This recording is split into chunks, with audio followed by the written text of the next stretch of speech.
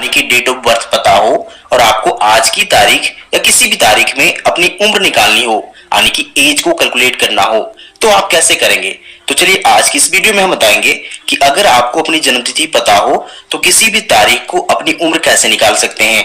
तो इसके लिए हम लोग दो अलग अलग कंडीशन को लिए हुए हैं, यानी कि दो अलग अलग उदाहरण को लिए हुए हैं।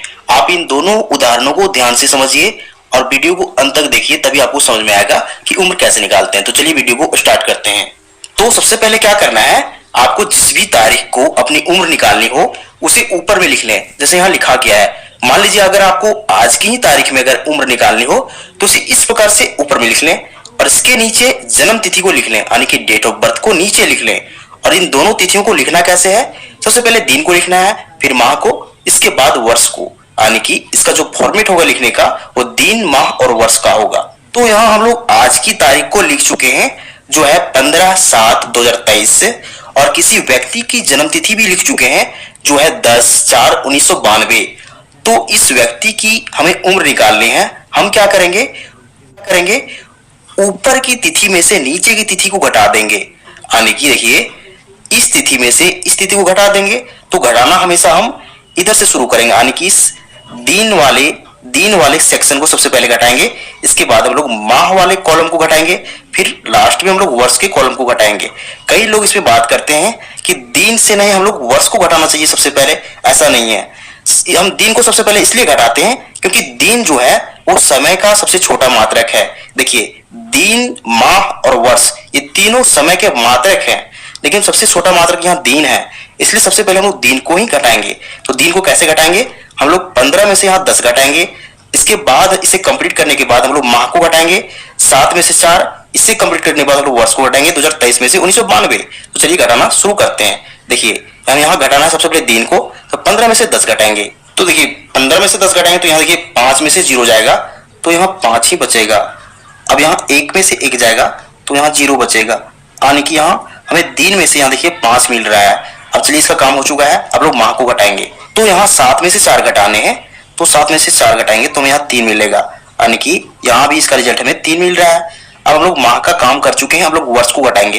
तो वर्ष में देखिए यहाँ 2023 में से 1992 को घटाना है, तो 3 में से 2 घटाएंगे तो यहाँ हमें 1 मिलेगा। और यहाँ 2 में से 9 घटाने हैं, तो देखिए 2 को चाहिए हासिल, तो 0 से लेगा हासिल, तो यहाँ 12 बन जाएंगे। 12 में से 9 घटाएंगे तो हमें 3 मिलेंगे। अब यहाँ देखिए यहाँ जो बचा हुआ संख्या है वो 9 है, 9 में से 9 घटाएंगे तो हमें 0 मिलेगा। और यहाँ जो बची हुई संख्या है वो 1 है, 1 में से 1 घटाएंगे तो यहाँ भी हमें 0 ही मिलेगा। अब देखिए इसका रिजल्ट क्या आ रहा है, 31, 3 और 5 आ रहा है। इसका मतलब है कि अगर किसी व्यक्ति की जन्म तिथि अगर इतनी हो तो उसकी जो उम्र होगी वो हो जाएगी 31 वर्ष 3 माह और 5 दिन। ये घटाना बिल्कुल आसान था क्योंकि इसमें किसी प्रकार की हासिल की जरूरत नहीं पड़ी। लेकिन अगर हम इसकी बात करें, सेकेंड कंडीशन को देखेंगे जिसमें हमें हासिल की जरूरत पड़ती है, तो आप इस कंडीशन को पूरे ध्यान से समझिए और वीडियो को पूरे अंत तक देखिए, तभी आप समझ पाएंगे कि उम्र कैसे निकालते हैं। तो चलिए इसे भी घटाना शुरू करते हैं। तो यहां भी हम घटाना दिन से ही शुरू करेंगे। देखिए तो देखिए यहाँ 15 में से 25 को घटाने हैं। अब ध्यान दीजिए 15 छोटी संख्या है और 25 बड़ी संख्या है, तो 15 में से 25 को घटाना मुश्किल हो जाएगा। तो इसलिए इस 15 को चाहिए हासिल, तो इस 15 को हासिल कहां से मिलेगा, तो इसे हासिल मिलेगा इस महीने वाले कॉलम से, यानी यहां से इसे हासिल मिलेगा। तो यह महीने वाले कॉलम इस दिन वाले कॉलम को जब भी हासिल देगा तो पूरे 1 महीने को हासिल देगा। अब ध्यान दीजिए अगर यह 7 इसे 1 पूरे महीने को हासिल दे चुका है तो 7 की जगह पर सिर्फ यहाँ 6 बचा हुआ है। तो यहाँ जब इस दिन वाले कॉलम को पूरे 1 महीने के रूप में हासिल मिल चुका है तो हम क्या करेंगे, इस महीने को हम लोग दिन में बदल देंगे। तो देखिए 1 महीने में कितने दिन होते हैं ये तो डिपेंड करता है महीना कौन सा है। तो यहां हम कैसे जानेंगे कि इस 1 महीने के बदले कितने दिन को लिखेंगे, तो देखिए यहां से डिसाइड होगा। इस जन्म तिथि में महीना कौन सा है, 10, यानी कि ये 10 का मतलब है कि यह अक्टूबर है। और अक्टूबर में कितने दिन होते हैं, तो अक्टूबर में होते हैं 31 दिन। इसलिए हम क्या करेंगे, इस 1 के बदले हम लोग यहाँ 31 दिन को हासिल के रूप में लिखेंगे, यानी कि ये जो डिसाइड हो रहा है कि कितने दिन लेने हैं इस 1 महीने के बदले, ये डिसाइड हो रहा है कि जन्म तिथि में महीना कौन सा है। अगर यहाँ 10 है इसका मतलब अक्टूबर है, और अक्टूबर में जो होता है वो 31 दिन होते हैं, इसलिए हम लोग यहाँ हासिल के रूप में इस एक महीने के बदले 31 दिन को लेंगे। अब हमें क्या करना है, इस 31 को और इस 15 को जोड़ देंगे, और इन दोनों को जोड़ने के बाद इस 25 को घटा देंगे, और यहाँ इस पार्ट में दिन को लिख देंगे। तो देखिए 31 और 15 को जोड़ते हैं, देखिए 31 और 15 को जोड़ते हैं तो हमें क्या मिलेगा, देखिए 1 और 5 जोड़ेंगे तो हमें 6 मिलेगा, और 3 1 4 हो जाएगा, यानी कि 40 मिल रहा है। अब इस 40 में से हमें इस 25 को घटाने हैं, तो चलिए यहाँ 25 को माइनस करते हैं। देखिए 6 में से 5 घटाएंगे तो हमें 1 मिलेगा, अब यहाँ 4 में से 2 घटाएंगे तो 2 मिलेगा, यानी कि 21 मिल रहा है। तो इस 21 को हम लोग यहाँ लिख देंगे। अब देखिए तो हम लोग इस दिन वाले कॉलम को कंप्लीट कर चुके हैं, अब हमें इस माह वाले कॉलम को घटाने हैं। तो यहाँ ध्यान दीजिए, यहाँ 7 की जगह पर अब सिर्फ 6 बचा हुआ है, क्योंकि यहाँ 7 एक पूरे महीने को हासिल दे चुका था, तो यहाँ सिर्फ 6 बचा हुआ है।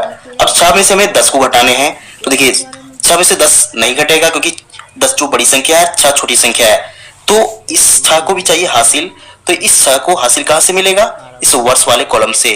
तो यह वर्ष वाला कॉलम इस महीने वाले कॉलम को जब भी हासिल देगा तो पूरे 12 महीने यानी 1 साल को हासिल दे देगा, यानी कि यहाँ से पूरे 1 साल हासिल इस महीने वाले कॉलम को मिल जाएगा।